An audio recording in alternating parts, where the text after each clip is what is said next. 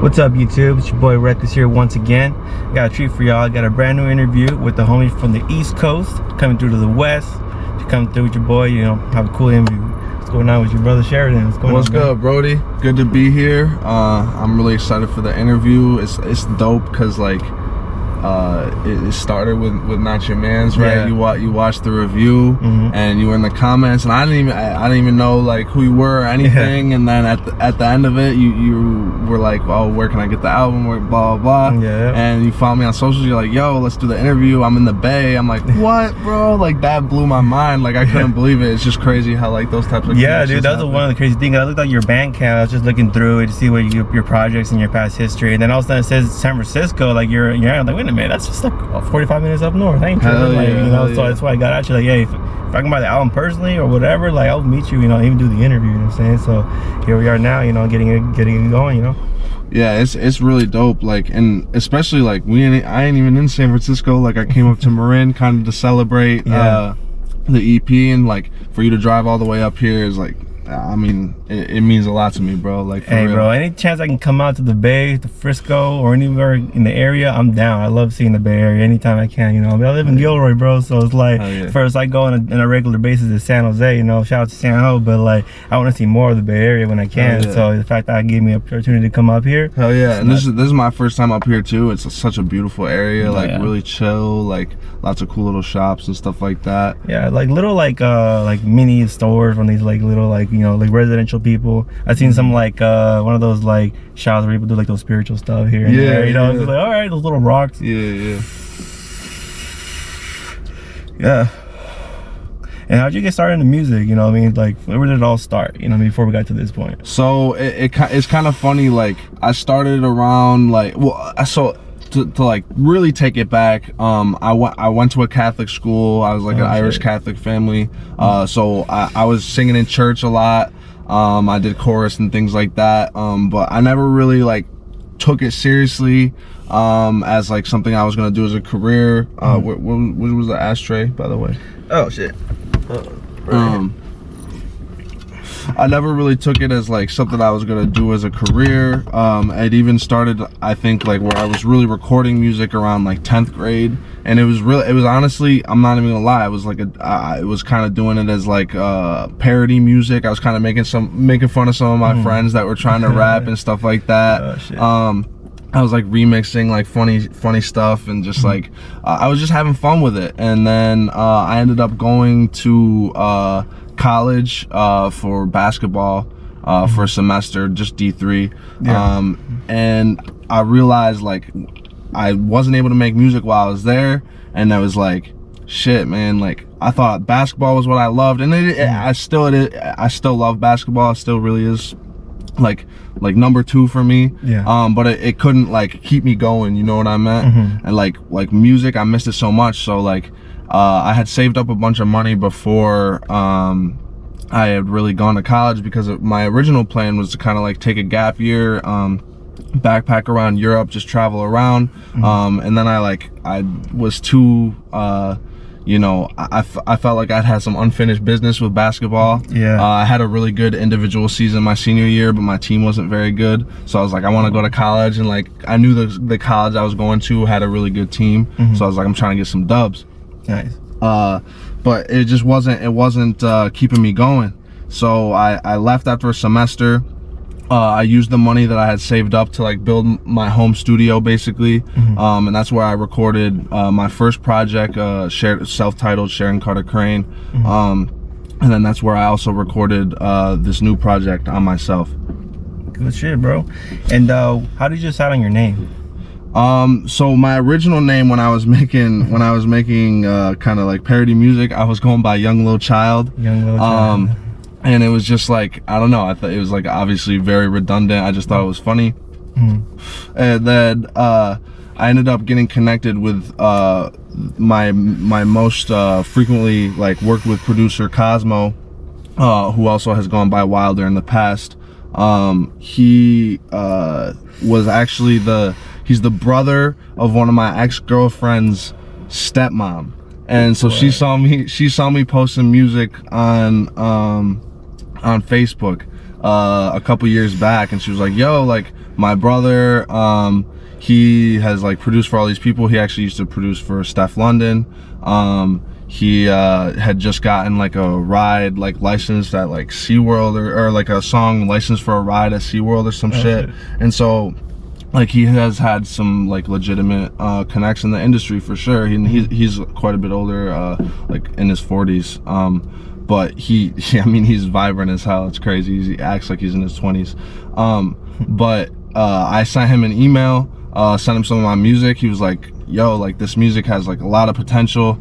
You're gonna have to change your name. I think it should just be your first name. I was like, you know what? I think that's probably the right way to go. I'm trying to take this seriously now. I think you're right.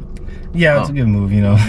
And I think it's like a lot of people like my name. I think it's pretty good as like just a one word thing, and then like on my socials I can go as like, so Carter is my middle name, so a lot of time I put my use Carter, and then like on my album I did my full name, Sheridan Carter Crane. I like my name, so I feel like it's like, why would I use something else? No, exactly, bro. It's cool, you know what I'm saying? Wish I was confident enough to use my real name.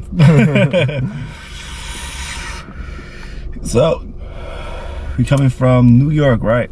Yeah, upstate New York. It's funny, I was actually originally born in Colorado. So that's why I'm a Nuggets fan. I wonder about that. It's I'm a big Jokic guy. I love Jamal Murray, but I've been a Nuggets fan for a while. And I honestly only lived there for a year before we moved, but it was kind of one of those things where my dad, he liked the Broncos, so I ended up being a Broncos fan. And then I love basketball is my favorite sport, obviously. For a while I was kind of just one of those people. I love LeBron, so I was just like, I kind of just like those people, huh? I was for a while, up until probably like 9th grade. I love LeBron, and so I was just like, wherever LeBron goes. But I hate the Lakers, so yeah, it's one of those things. Yeah, it's like one of the, and like, so I was just like, once he went to the Lakers, I was like, fuck that. But even before that, I was like, you know what, I should just really become a Nuggets fan. Like I loved Emmanuel Mudiay when he got drafted. He didn't end up working out, but I liked a lot of the young guys we were drafting when we were still like not a playoff team. And I was telling my friends, I was like, give us 5 years. I was like, give these Nuggets 5 years and we're gonna be a contender. And I mean, this year we got some injuries, we weren't able to do it, but I think once Jamal comes back, we got a chance. But I also, you know, living back out in the Bay now, I love Curry, I love Clay. I actually just got season tickets to the Warriors. So I'm just like, I feel like that'll be like kind of my second team. I'll be rooting for them every game except for when the Nuggets come in. Like it's cool though, because I think you know, with Wiseman and Clay coming back, I think you guys are gonna have a good team again. So I'm excited for the season. That's what's up, man. Yeah, I mean, like, I'm actually a Bulls fan myself. So, Bulls? Yeah, so Bulls all my life, though. You know, I mean, I respect the Golden State, so I hope they do good. Like, when when my Bulls don't go to the playoffs, I'm like, all right, go ahead, Bulls, do your thing. You know, I'm running for the Bay and shit. And how's the music scene in New York, like, you know, right now compared to back then? Like, do you think it's in a cool place right now, or do you think like I think it's in a great place, honestly. Like even like 3 years ago, I would say there were a lot of people upstate that were kind of doing their own thing, and like really a lot of talent, but like everybody was kind of just out for themselves, even me. And then Anthony Cannon, who is on my project and was on my last project, he does the podcast with me, good friend of mine. He was kind of one of the first people I noticed was really trying to like create like a community mentality, like with the upstate New York artists, you know, connect a lot of these like independent underground hip-hop artists. He would work with anybody, and like he was getting like hundreds of thousands of views on like these like Facebook videos from like Independent Dope when they used to be really big and shit like that. And so like people were giving him a lot of respect, and he was still working with like artists that like I honestly like, I was like, what, like why would you work with that artist, like blah blah.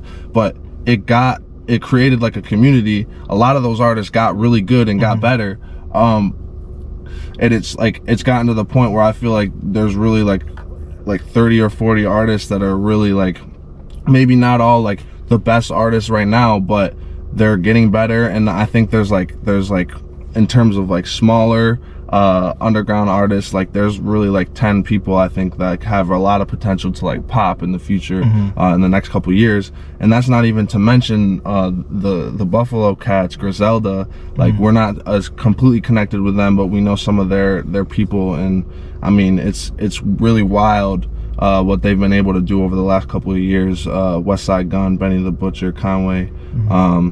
I feel like they're like, you compare them even to the best spitters in the city right now, I don't think there's anybody in the city that's comparing to them right now. Like just and like modern artists, like in terms of like how much content they're putting out, it's really crazy that they're like repping Buffalo like that to me.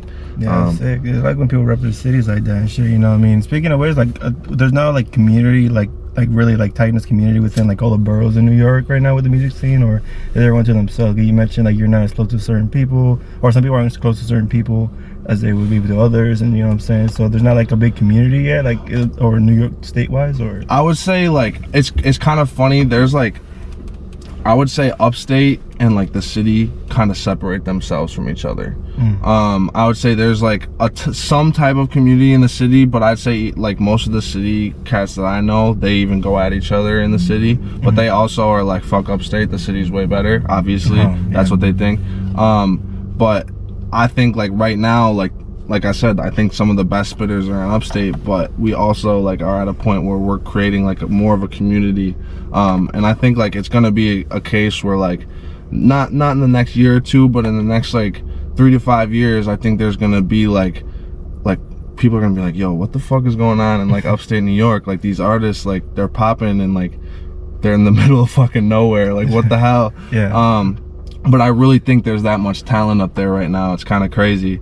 And to be able to like connect that with me now living out here in the Bay, I feel like there's a lot of artists that I've been connecting with out here that are really talented, and to be able to like kind of like be able to like bridge that, I think is gonna be a special thing for sure. No, yeah, that's needed right now, dude. You know, and there's a lot of artists out here, like, you know, that will make like so much like streams and are so well known, sell a hella CDs back in the day, but you wouldn't even know what the fuck they were outside of California, much less outside of the Bay Area. People in LA wouldn't even know certain artists. You know what I'm saying? Like I would be bumping like the Jay Stalin going down LA. They're like, who's that? Like, the fuck, you don't know who the fuck Jay Stalin is? But, you know, people just don't know, you know. They're just so secluded certain areas, you know, in the Bay Area, just like in New York. So I can understand, like, oh, you're in the middle of nowhere, so repping it. But hey, it's where we're from, you know, it's what it is. And this is the spitters we got, and it's, you know, we doing things out here. Yeah, that's a fact. I feel like it's just like, what's the point of like not trying to connect? Like, it's one thing if you really just don't fuck with an artist, you don't want to work with them, that's fine. But like, what would you want to see? Why would you want to see them fail? You know what I mean? No, exactly. Like, why would you want to see anybody fail? Like, I have artists even upstate that I don't necessarily, I think, are the most talented. I don't think they necessarily make very good music, but if they were the first ones to pop, bro, I would push them so crazy. I still share their music when they post music. Like, that's the kind of community we're trying to build upstate, and like that I kind of want to, like, obviously, like, the Bay's a big area, so it's not like it's not like I'm gonna be the fucking savior of the Bay, but like, and I think what's cool about the Bay is already kind of like that. So like, I've noticed like a lot of these Bay, like, you got even the older cast, you know, E40, Too Short, they even now want to work with even guys like fucking G-Eazy and like shit like that. Like, it's crazy. Like they said the Bay like is already like that. So it's like to be able to like try to connect, like, you know, some of these upstate artists that I think are trying to be like that with a lot of these Bay artists who already are like that, and some who I think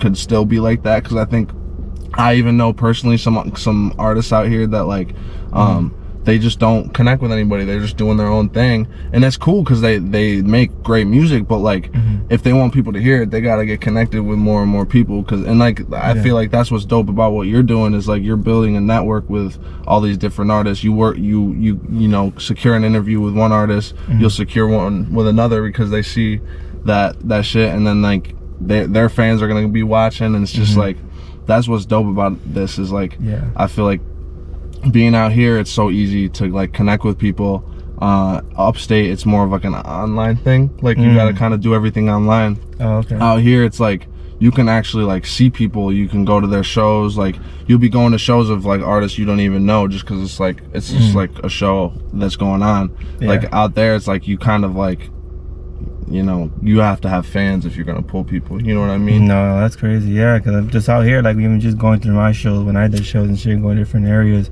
Like after the show, somebody goes down, I like what their set was. I go talk to them right after, they're just right there chilling. We just hey, what's up? I like your show. We know what's up, and then let's get down the track. Yeah, for sure. And we just exchange information there and shit. That's always been how I've been able to network all around. I go to different areas, even in the Central Valley. Go to shows there and meet new people. So it's like it's what's wild about being in like a bigger area, just because like I can't stress enough, like I'm from like specifically from Cortland, so fucking small compared to like you know, anywhere out here. Like even the small towns out here aren't like they're not small to me. Like even this is like a small town. Marin is a small area. Yeah, it's pretty small. But like compared to like where I'm from, it's like it's huge. Like it's funny, and like obviously I live right in the middle of the bay. I live a block away from Oracle Park, and it's huge, bro. Like I live in a huge apartment building, like shit like that. Like there are no buildings like that anywhere near me where I'm from. Like it's just wild.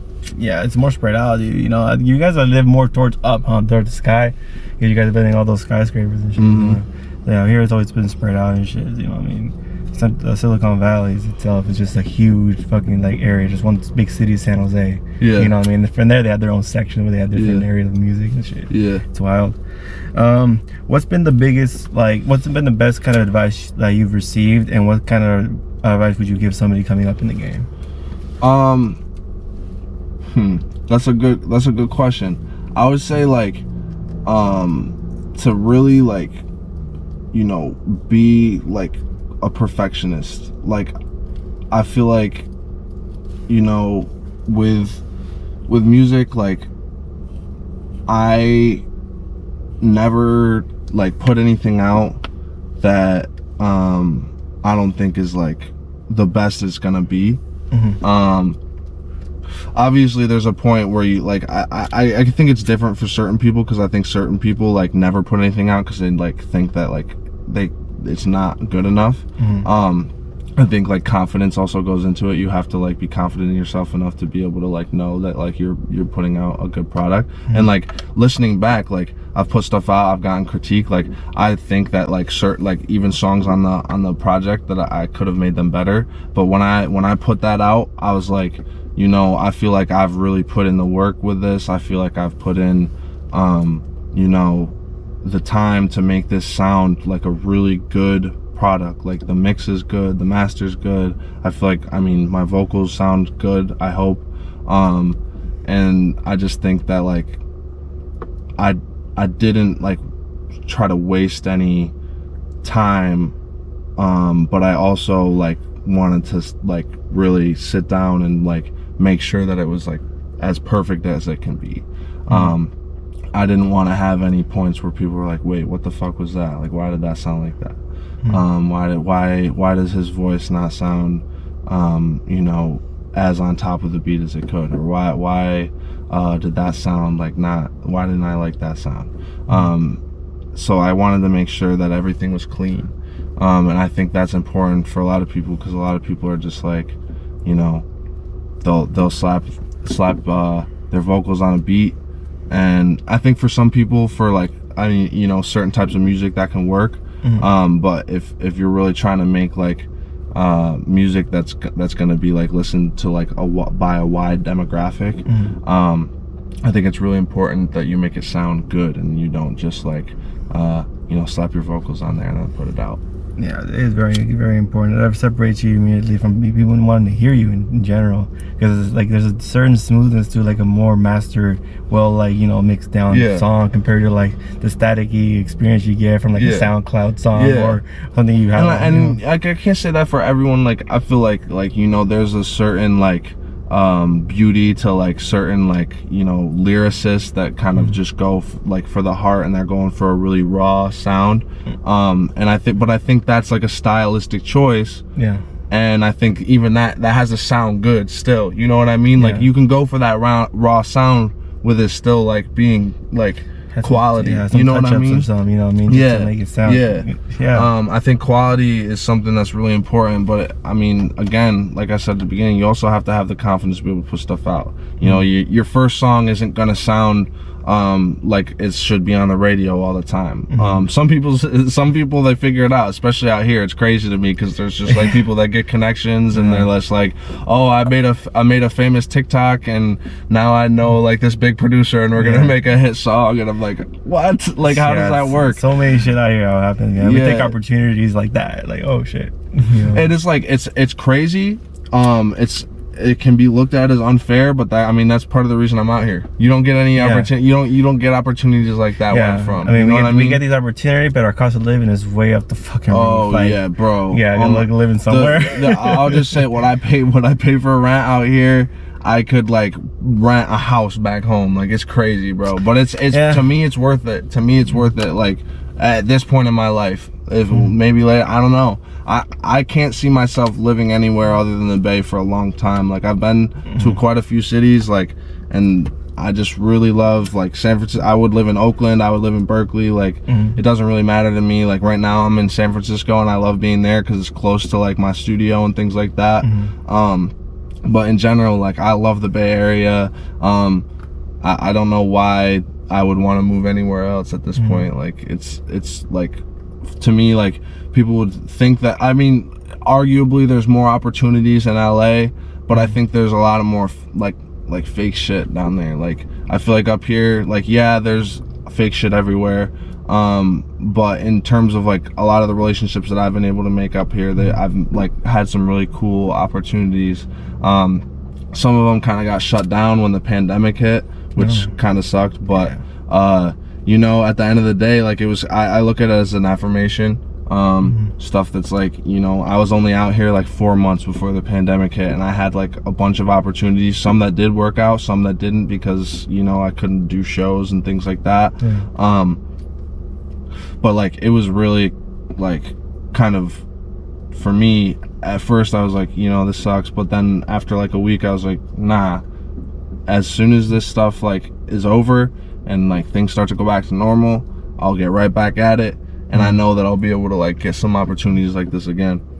Oh yeah, the third thing just opened up. It's been like hella crazy right now, dude. Like, everyone's been working even more crazy, so you'll get the opportunity. Hell yeah. I'm really excited to like trying to like do some shows and stuff. I don't have anything planned yet, but I want to start like trying to get connected with people and do some shows soon. I got you, man. I know some people. But I would appreciate that. Cause like, I feel like I know a lot of artists and people back in New York, but I'm still pretty new out here, so it's like I don't have all those connections yet. Yeah, no worries, for sure. There's hella like opportunity out here for shows all the time too, so you know, you'll get your shot. Hell yeah. Then we're top 5 favorite rappers. So should I go like rappers, like spitters, you think? Usually I do all times, but we can do like a beat list. You can do like best spitters in terms of like lyrical ability, or like, you know, like the dopest. You think there's the dopest spitters, and then just of all time. Okay, I would say the dopest spitters. I gotta go with Nas as number 1 for me. I'm not gonna go all in order because it's too hard, but like my number 1 is definitely Nas. Okay. I got Lil Wayne up there.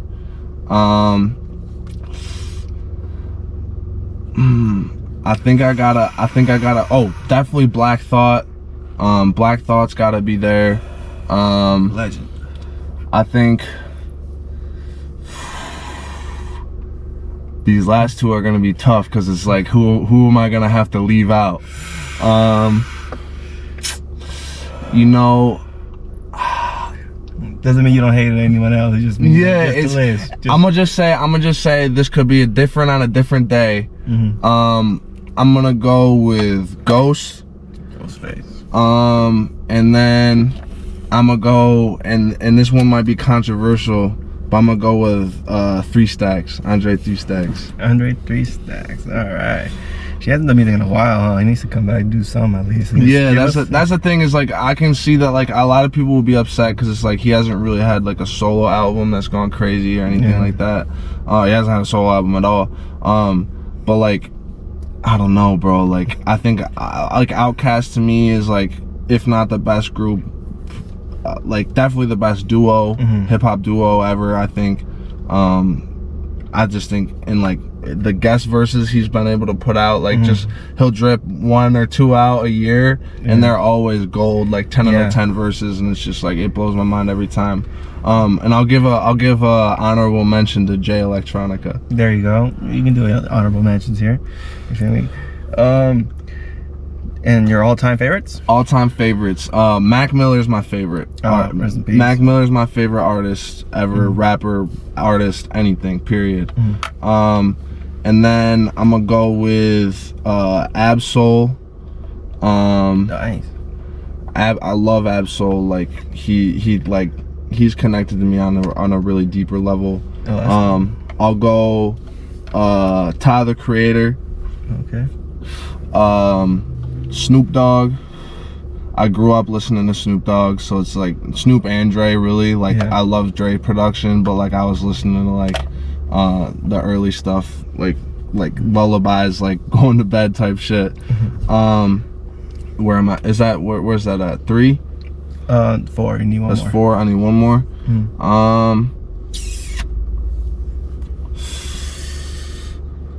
This is tough. Damn. It's always the hardest. Yeah, it's because it's like, oh, who am I gonna leave out? It's like, okay, you said Mac Miller, you said Snoop, you said Ab-Soul, and then you said, what was that third? What was that fourth one? Shit, we're high as fuck. Yeah. Oh shit. And then you said one more. I remember. Tyler the Creator. Tyler the Creator. Yeah. So there's one more.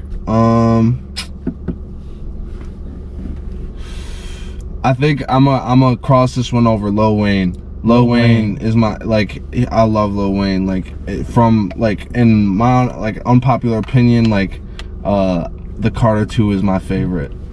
The Carter 2 like that one. That was really good one. I feel like in terms of like old heads, I feel like some old heads might agree with me, but like my generation they all think like the Carter 4. I feel like, or the Carter 3. I don't think Carter 4 or Carter 3 was hype. I think looking back, because a lot of the songs on there I can't really listen to again. But then there's certain songs that are just fucking classic. Timeless. Lollipops. Timeless. I remember where I was when I heard it. Just I'm young though. Like my generation, they grew up on the Carter 4 really, and some of the people like my age, a little older, the Carter 3. But like they're like, yeah, those are the best ones. And like I love those. I honestly like love. I mean, the Carter 5's alright, but the first 4 Carters, like I love them all. But like the Carter 2 is my shit for sure. Hell yeah, can't go wrong with those. And let's talk the new album you just dropped called On Myself. Yes. Yeah, so how did you get the concept for this project? What was your thought process going into this? It honestly, it didn't start as a project when I was recording these songs. It was kind of just, I came home, I was in LA for the first 2 months of quarantine, staying with a girl that I was making music with at the time. I stayed there for 2 months. And then I ended up heading back to New York for about 6 months. I started really getting connected with some of the local artists that I hadn't gotten connected with before. Jake Daniels, who produced 4 of the beats on the project. He's like a pretty legit artist. He is pretty much exclusively in like the pop lane. But he produces hip hop and works with a lot of hip hop artists.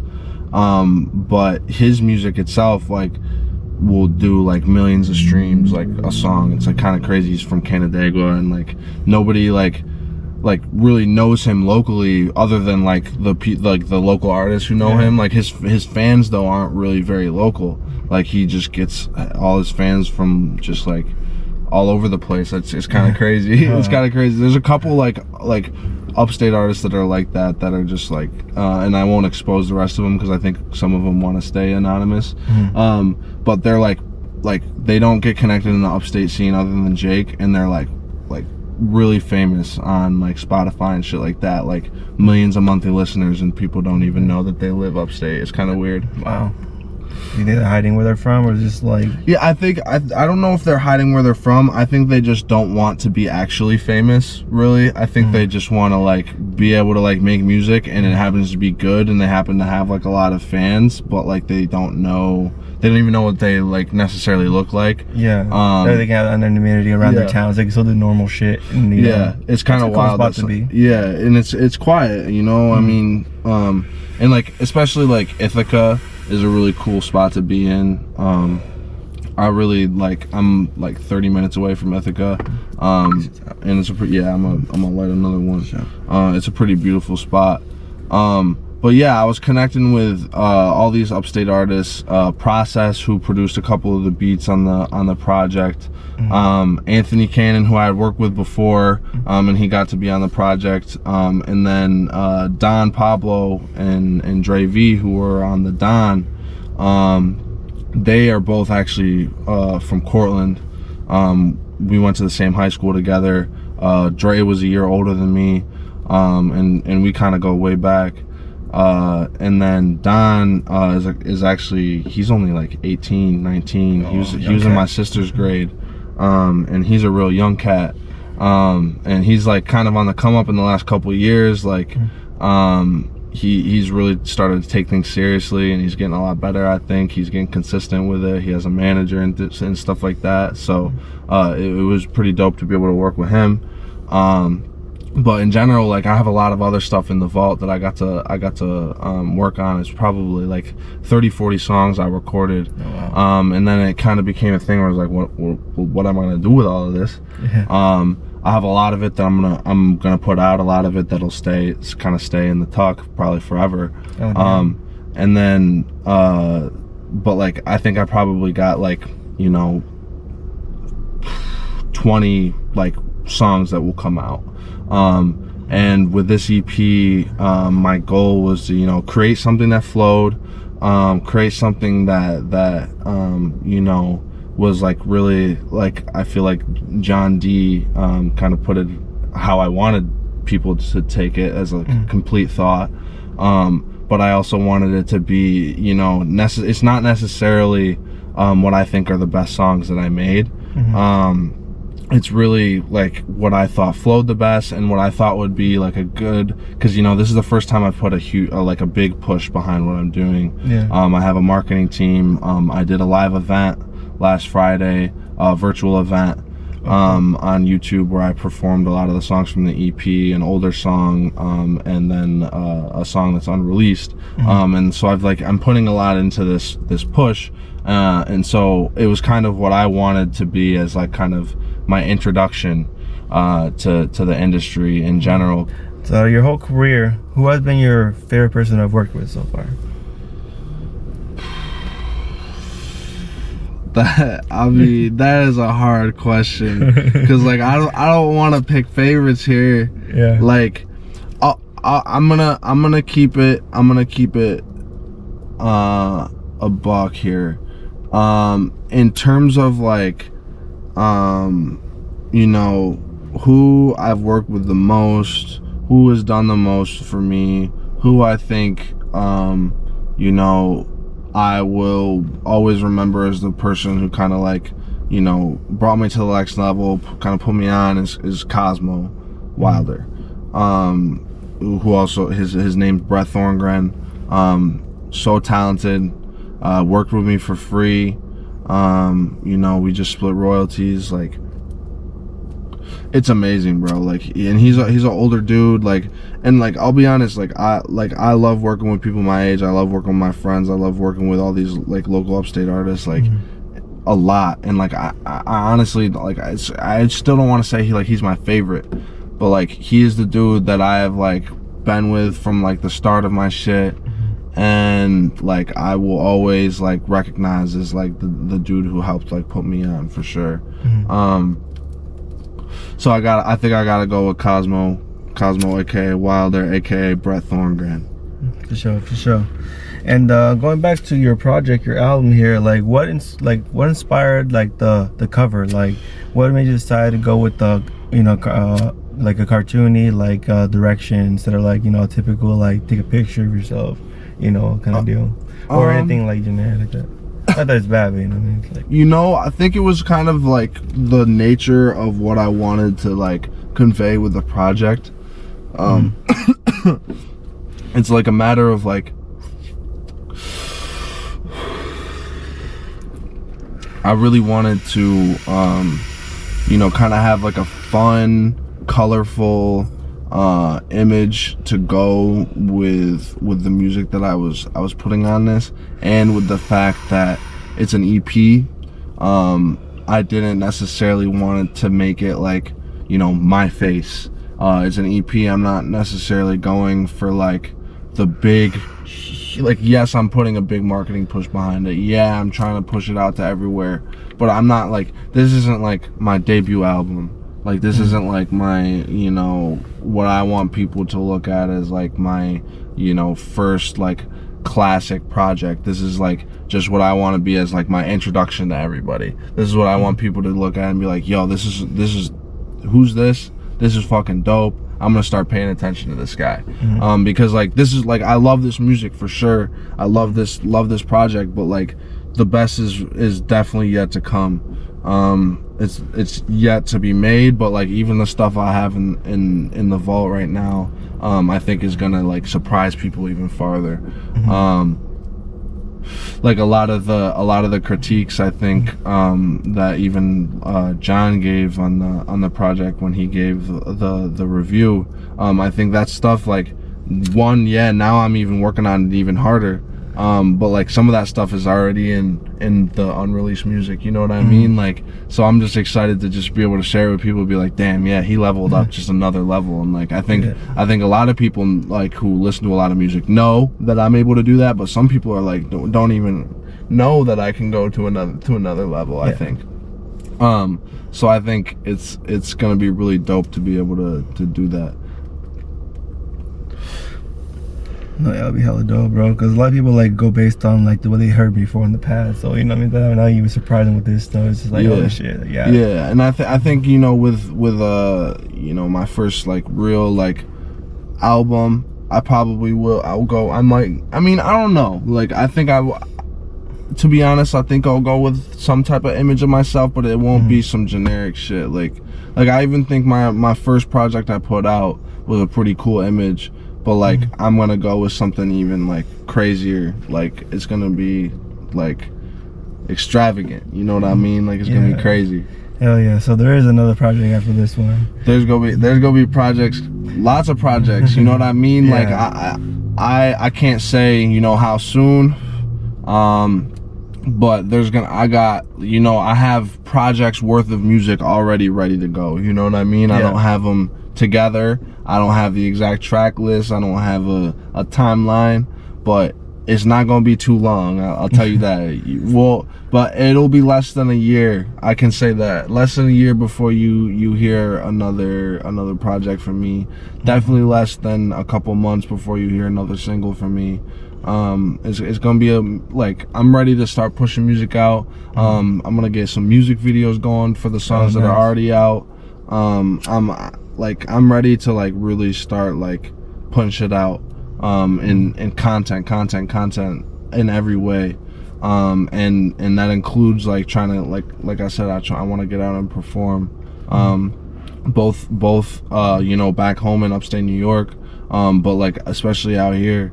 I think it's gonna be really dope to try to get connected with people that way, with other artists and like new fans and stuff like that, of course. And I'm gonna not show up unprepared. I'm gonna have them CDs ready to go. I'm gonna have that merch ready to go. I'm gonna have QR codes ready to go.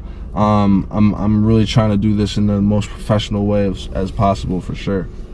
Good shit. Yeah, we gonna make that happen for sure. But all right, anything else you want to add to the people out there at all? At this point, stream On Myself worldwide, everywhere, all streaming services. On Myself by Sheridan. Check out that live virtual event on YouTube. I'll make sure I send my boy the link. It's gonna be really dope, you know, and just be on the lookout. I got more music coming, and be on the lookout for Upstate in general, bro, because we're coming up, all of us. Yeah. And if they want to get a hard copy of this, where do they go? Bandcamp, and I'll hit you with the link on that and everything. That'll be in the comments, all that. But Bandcamp, and if not, you know, you hit me up on the DM. I'll make sure that you got all my socials. Sheridan Cartier on Instagram, Sheridan Carter with 2 R's on Twitter, Sheridan Carter Crane on Facebook. Let's get it popping. Hit me up. That's right. And with that, we're gonna be out in this interview. It's your boy Rec. Make sure to like, comment, subscribe, hit the annotation bell up above, you know what I mean, to get a new interview alert from me. And I'd like to thank my boy Sheridan for coming through for the interview. Yeah. You know what I mean? Good to meet you. Give my boy's album too. Yeah, get that shit too, man. Put links down in the description below where you can get not only my album, but his album as well. You see all the social media down below. Make sure you give him a follow and all that. And with that being said, we out. Oh yeah.